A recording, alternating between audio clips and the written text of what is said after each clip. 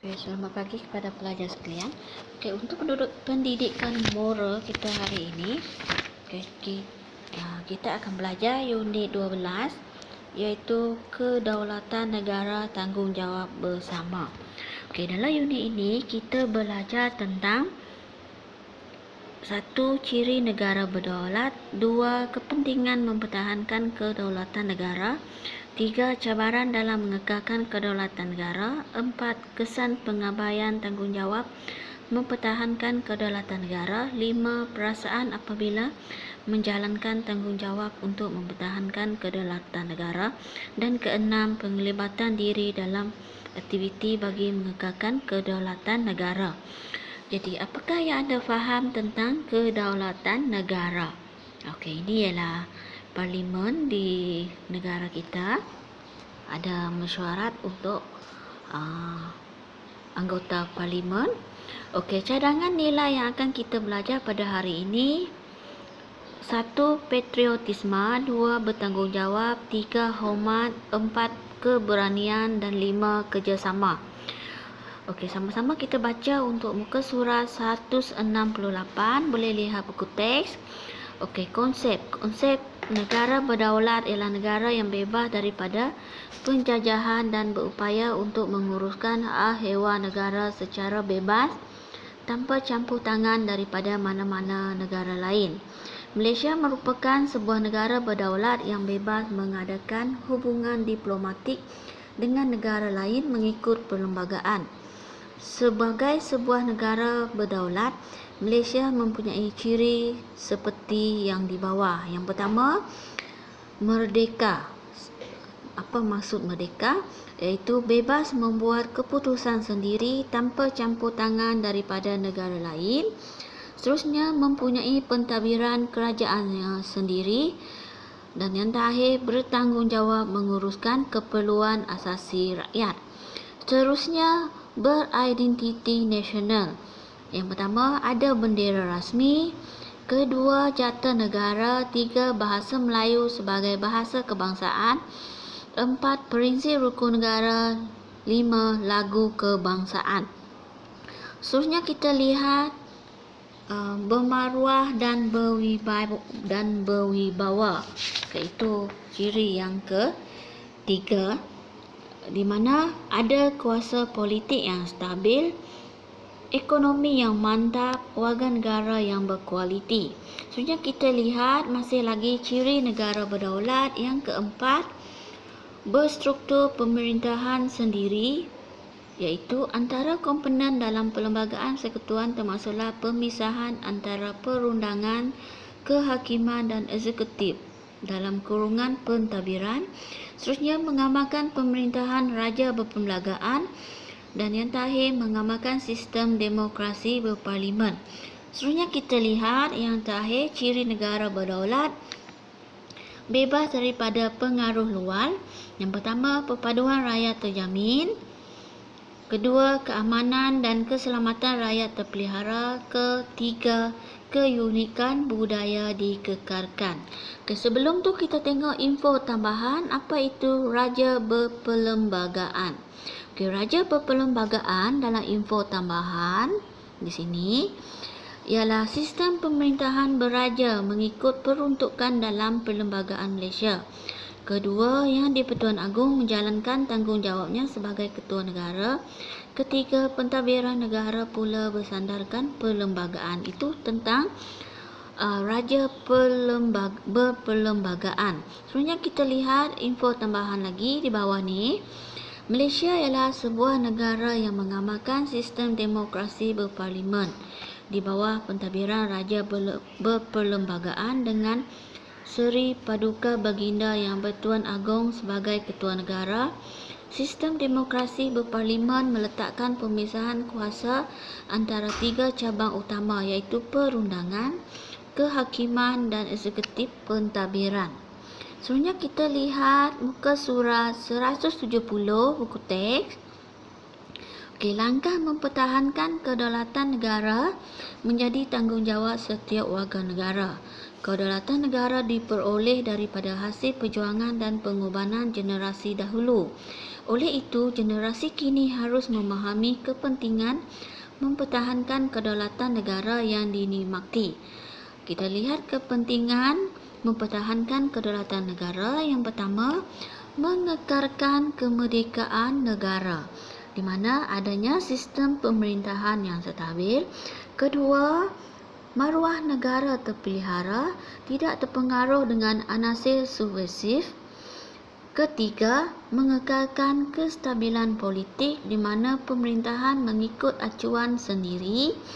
Seterusnya, keempat, mengukuhkan perpaduan dan keharmonian rakyat Malaysia, iaitu memberikan sumbangan kepada pembangunan negara. Dan yang terakhir, meningkatkan semangat patriotik, iaitu cinta dan taat setia, cinta dan setia akan raja dan negara. Okey, itu tentang kepentingan mempertahankan kedaulatan negara. Kita lihat info tambahan di bawah. Subversif ialah perbuatan yang bertujuan untuk melaksanakan sesuatu sistem politik atau kerajaan. Itu maksud subversif. Sebenarnya kita lihat muka surat 171, sama-sama kita baca. Okey, usaha mengekalkan kedaulatan perlu dilaksanakan secara berterusan oleh rakyat negara ini bersama-sama dengan kerajaan. Namun begitu, pada era globalisasi kini, terdapat pelbagai cabaran yang boleh mengugat kedaulatan negara yang perlu dihadapi. Kita lihat ada 5 cabaran mengekalkan kedaulatan negara. Yang pertama, penularan berita yang mengugat kedaulatan negara. Kedua, taraf ekonomi dan sosial yang tidak seimbang dalam kalangan rakyat. Ketiga, generasi muda yang kurang semangat patriotik terhadap negara.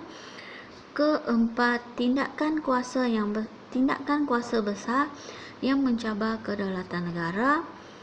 Seterusnya, yang kelima, rakyat kurang jati diri dan mudah terpedaya dengan hasutan dalam dan luar negara. Okey, itu antara cabaran mengekalkan kedaulatan negara. Sebenarnya kita lihat teks di bawah. Okey, nanti kita lihat apa kesan pengabaian tanggungjawab mempertahankan kedaulatan negara. Okey, sama-sama kita sambung teks di bawah. Rakyat Malaysia perlu berbangga kerana dapat bersama-sama mempertahankan kemerdekaan sehingga hari ini. Kealpaan dan kegagalan mempertahankan kedaulatan negara boleh mendatangkan pelbagai kesan buruk yang menjejaskan negara. Kita lihat kesan pengabaian tanggungjawab mempertahankan kedaulatan negara. Yang pertama, tradisi dan norma masyarakat semakin dilupakan, di mana rakyat mengagungkan budaya luar. Seterusnya, yang kedua, perpaduan dan keharmonian terjejas, di mana rakyat saling bermusuhan.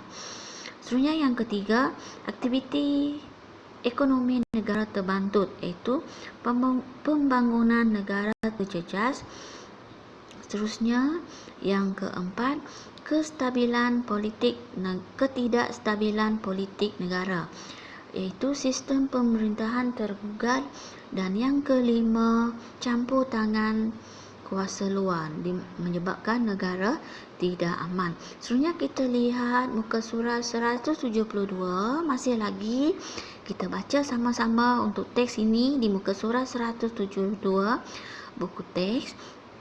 Okey, tanggungjawab menjaga kedaulatan negara merupakan tanggungjawab bersama antara pemimpin dengan rakyat. Setiap individu akan menikmati pelbagai kelebihan apabila bersama-sama berusaha melaksanakan tanggungjawab dalam mempertahankan kedaulatan negara. Apabila kesambung teks di bawah gambar tersebut, apabila setiap warga negara berjaya melaksanakan tanggungjawab mempertahankan kedaulatan negara, perasaan cinta dan bangga sebagai rakyat negara berdaulat kian bertambah. Negara luar akan berasa kagum dengan imej negara yang bersih, maka rakyat dapat menunjukkan semangat kekitaan dalam menjayakan pelbagai program pembangunan negara. Sebenarnya kita lihat pengukuhan di sini ada beberapa aktiviti tapi kita tidak dapat buat memandangkan PDPR. Kita lihat saja seimbas. Lalu dengan A, laksanakan aktiviti meja bulat round table untuk membincangkan isu kedaulatan negara. Ini aktiviti perbincangan lah kalau jika dilakukan. Okey, di sini aktivitinya, bentukkan 4 kumpulan dan kumpulkan maklumat seperti yang di bawah. Kumpulan 1, perkembangan sukan negara. Kumpulan 2, kemajuan ekonomi yang memampukan negara. Ketiga, kemajuan bidang pendidikan dan teknologi. Keempat, 3 orang tokoh yang berjasa dalam pelbagai bidang. Okey, ini antara maklumat yang perlu dikumpulkan dalam aktiviti tersebut. Sebenarnya kita lihat, jadi aktiviti ini kita abaikan. Sebenarnya kita lihat aktiviti muka surat 174. Okey, ini forum, tapi kita hanya baca saja sepintas lalu. Okey, konflik yang boleh mengancam kedaulatan negara. Yang pertama, pencerobohan kuasa asing. Kedua, globalisasi. Ketiga, pengaruh budaya negatif. Keempat, pengaruh media dan penularan informasi ekstrim. Kelima, konflik perkauman. Dan keenam, pengaruh materialistik. Ini antara konflik yang boleh mengancam kedaulatan negara. Sebenarnya kita lihat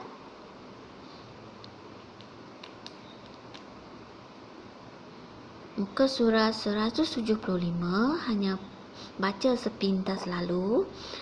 Okey, peranan pelbagai pihak dalam mengekalkan kedaulatan negara. Ada peranan pihak sekolah, peranan ibu bapa, peranan sebagai remaja, peranan media massa, peranan pertubuhan bukan kerajaan dalam kurungan NGO dan peranan agensi kerajaan. Jadi itu melibatkan ada 6 peranan pelbagai pihak dalam mengekalkan kedaulatan negara. Sebenarnya kita lihat muka surat 176. Apa itu rukun negara? Okey, rukun negara ada 5 rukun negara. Kita ada baca ikrar setiap hari sebelum ini. Jadi antara 5 rukun negara, yang pertama, kepercayaan kepada Tuhan, kesetiaan kepada raja dan negara, keluhuran perlembagaan, kedaulatan undang-undang dan kesopanan kesusilaan. Itu ialah rukun negara. Jadi aktiviti ini kita tak perlu buat, kita hanya baca sepintas lalu saja. Sebenarnya kita lihat muka surat 177. Cabaran dalaman yang boleh menggugat kedaulatan negara. Yang pertama, sikap memburukkan imej negara. Kedua, kegagalan mematuhi peraturan dan undang-undang. Ketiga, tiada kesedaran tentang amalan kebersihan. Keempat, penggunaan bahasa yang kurang sopan. Kelima, gejala vandalisme. Okey, itu cabaran dalam menggugat yang boleh menggugat kedaulatan negara.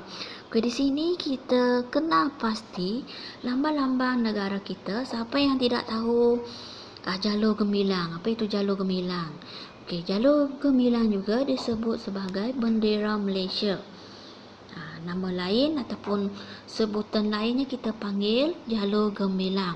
Okey, ini ialah contoh jata negara. Ada 2 harimau, ada 5 keris dan melambangkan beberapa buah negara dalam jata negara. Okey, itu jata negara. Sebenarnya Tugu negara. Tugu negara di sini ada patung wira negara. Ada beberapa patung wira negara di sini. Itu tugu negara.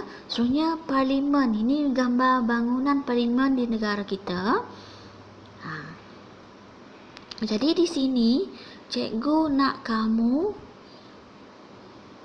cari maklumat tentang jalur gemilang. Seterusnya lambang Jatinegara, Tugu Negara dan juga Parlimen.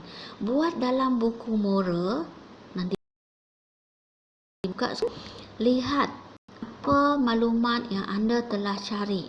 Boleh cari di internet untuk maklumat jalur gemilang, Jatinegara, Tugu Negara dan Parlimen. Okay, itu untuk aktiviti hari ini. Sebenarnya kita lihat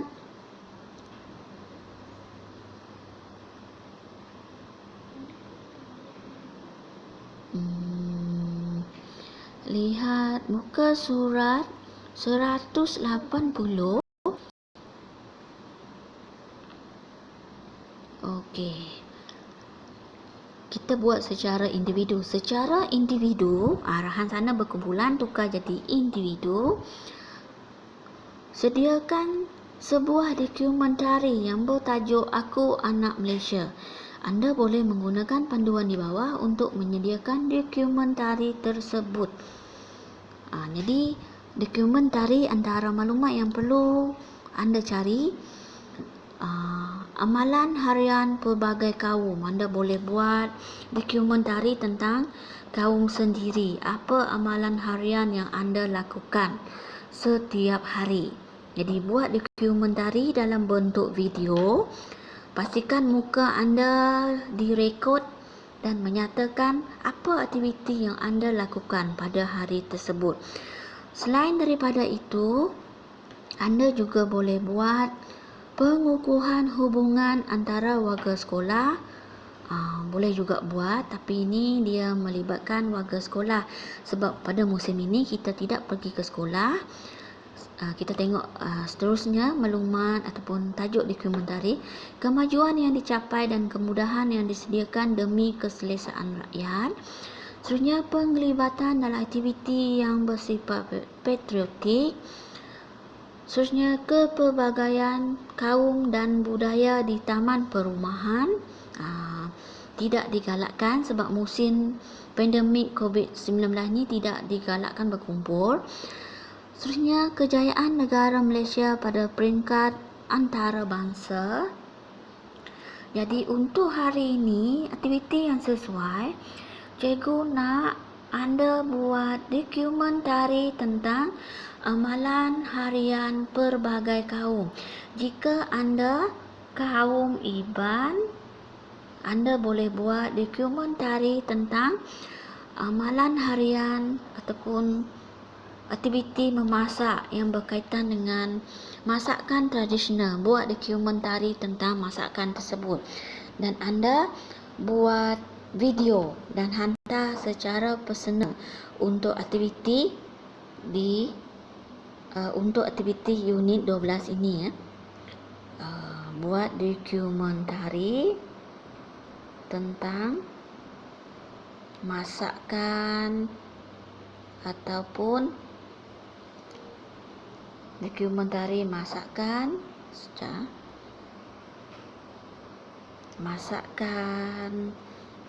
permainan tradisional,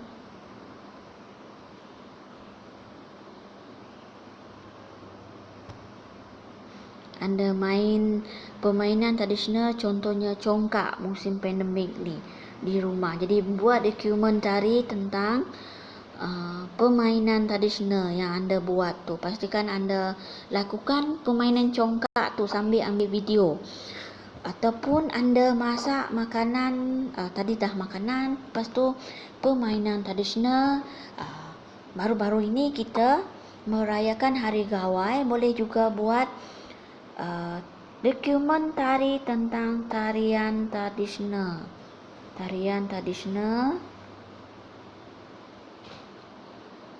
Nyatakan contohnya kalau yang berbangsa Iban, contohlah. Jadi cikgu galakkan buat dokumentari tentang ngajat, ambil video ngajat sama ada ahli keluarga anda sendiri ataupun video musim perayaan baru-baru ini. Ambil video tersebut, jadi anda terangkan tentang apa itu tarian ngajat. Pastikan muka anda ada dalam video tersebut. Itu maksud dokumen tari. Dokumen tari. Kena ambil video. Lepas tu nyatakan apa itu tarian ngajat. Jadi itu untuk aktiviti yang kedua. Jadi jika ada pertanyaan, anda boleh tanya cikgu lah, PM secara personal di grup WhatsApp jika tak faham apa aktiviti yang kita lakukan pada hari ini. Jadi untuk nota jangan lupa buat nota untuk unit 12 juga. Dan jangan lupa buat PBD ataupun buku kerja di unit 12. Nanti cikgu akan post apa aktiviti yang anda buat di